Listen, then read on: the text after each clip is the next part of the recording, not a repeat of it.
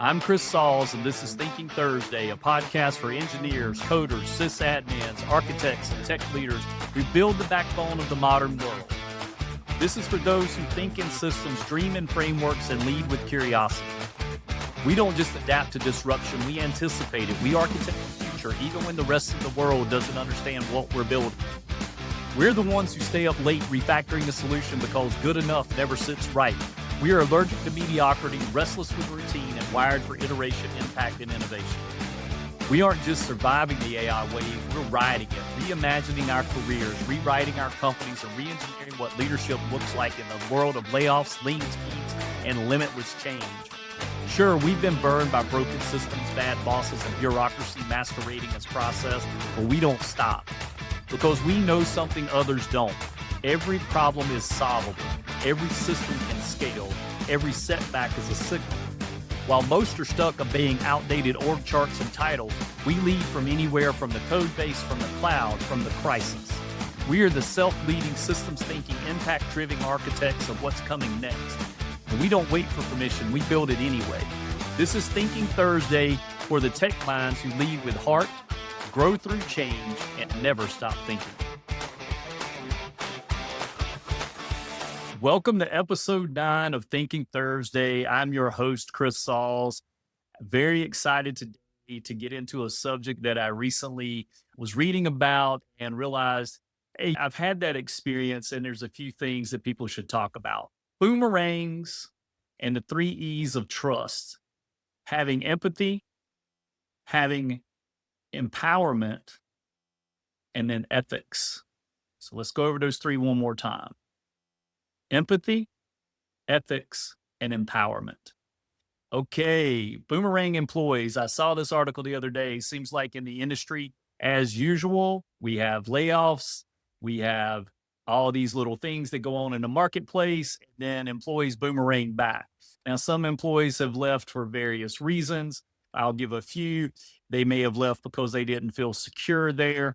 We know we've heard the phrase before that says people don't quit companies, they quit managers. Could be that there was a situation where, hey, things didn't seem right after a layoff. Maybe the company didn't seem settled.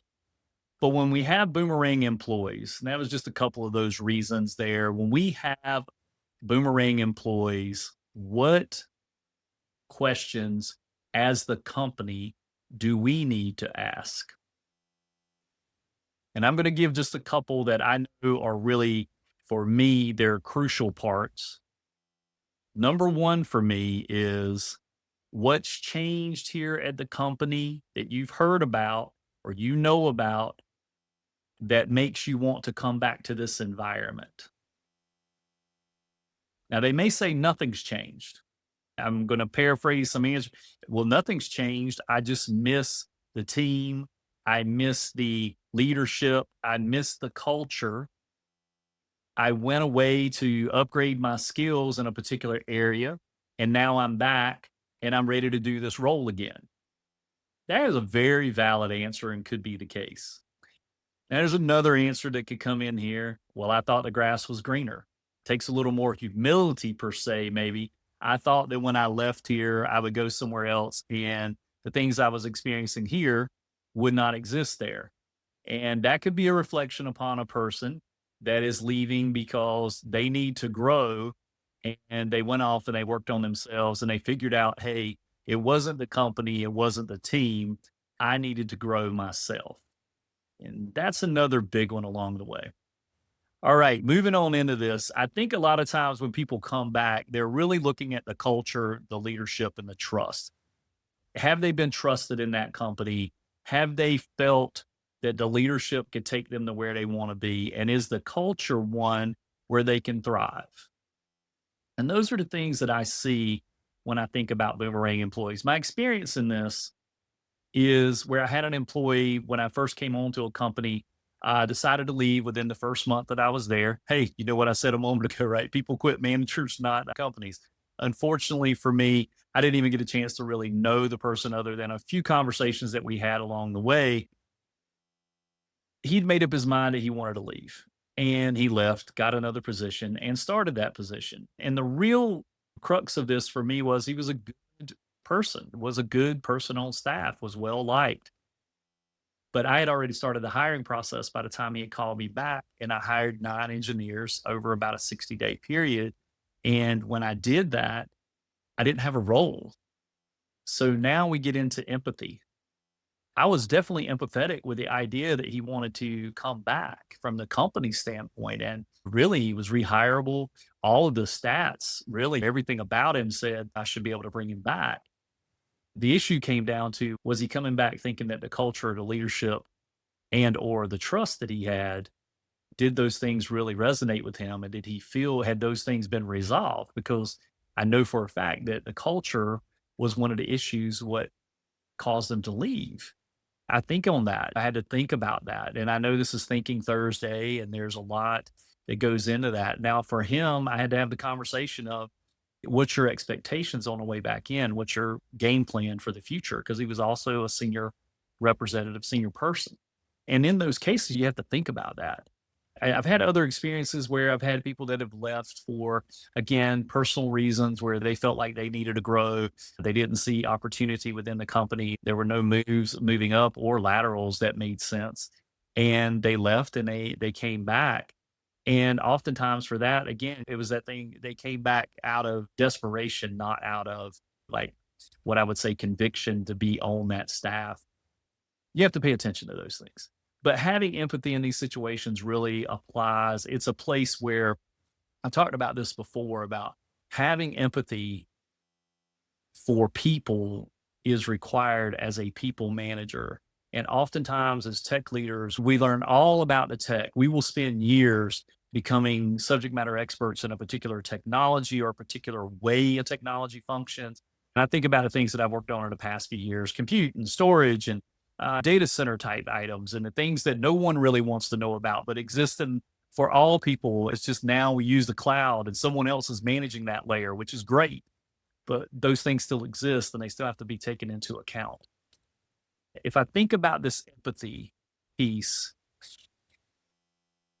in the landscape of it, empathy is the oxygen. It's what allows leaders to recognize the human experience beyond every shift. It's really that, it's that part that really allows us to allow our team to grow, and to not only to grow, but to get to know them better. John Maxwell says, people don't care how much you know until they know how much you care. And that quote in itself resonates when you think about empathy and think about how you care about your team. Okay. Moving on in this thing of boomerang employees, and this doesn't just apply to boomerang employees. You got to also think about when you bring someone back your team. So there's ethics. There are ethics. There are only ethics. There's not business ethics. There's not technology ethics. There are just ethics. And when we think about a part of ethics in a boomerang employee, we have to really think about, am I bringing this person back for the right reasons? Am I bringing them back because they're going to lift the load? They're going to make the team better. Hey, maybe they were an asset to you as the manager or the leader, and maybe they were very disruptive to your team. Still got to make that ethical decision here. Do you impact your team positively or negatively? Those types of scenarios. And again, for the person that's coming back, are you coming back in, like I said, it can be a very humbling moment to go back to a company. Are you coming back for the right reasons? And also, are you coming back out of conviction? Are you really coming back because you want to contribute, you believe in the mission, and you want to make a difference? That's really where it gets into for me. And as the leader, you have to evaluate that with yourself and with your team of how this is going to impact you. In episode 2, I talked about plan and purpose. And it's built on integrity, because your plan and purpose is where your integrity lies inside there. Are they going to have integrity of why they're coming back? Are they really going to let you know? Moving on in, let's go through this next piece here. We got empowerment. And this is the one where I talked about earlier, where people don't leave jobs, they leave managers. You can believe that hurts sometimes, as a manager when you know that you've got someone leaving. And if you've never had this happen, God bless you. Even as a good leader, I have experienced people leaving. And often I felt that what could I have done that would have made the experience better for them? Sometimes I've evaluated that and I've understood that there wasn't anything. But now when I have someone that wants to come back, can I empower them on the way back in? Can I eliminate the things that made them want to leave the first time? Is it culture? Is it that trust? What are the things that I need to align? The other thing is, well, how do I align them back in the team? Maybe the team has grown. Maybe the team is bigger now. Maybe the team has moved on technology wise. Maybe there's been some technology shifts. Again, this person's going to know the environment, but what are the things that this person's going to need to know? And how do I empower them to be the best that they can be on day one? Because they're coming back. And I can promise you through leadership, not just inside that team, but inside the company, when you bring someone back that is a boomerang employee, there is an expectation they will not take the 30, 60, 90-day path to get back up to speed on everything. That's just something that's there. Seen it too many times, experienced it myself. I can talk about an experience I had where I got laid off and I had to get a job and I had to get it fast. I was a single parent at the time. I needed to overcome this situation and I took a position. And the person that I interviewed with, I was very humble and very honest about my situation. I did not have the greatest track record at that very moment in life. I had some things that had happened.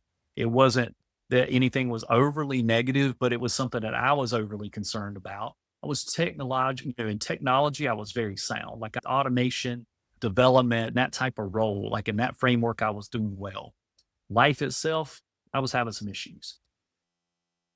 He got me in at the bottom of the barrel. Like he got me in on the lowest salary that I would accept. And it was disheartening. Guys, I'm going to tell you now, when you take a big pay cut and you know you have to take this next role, like I said, I was a single parent, got to put food on the table, got to keep a roof over the head.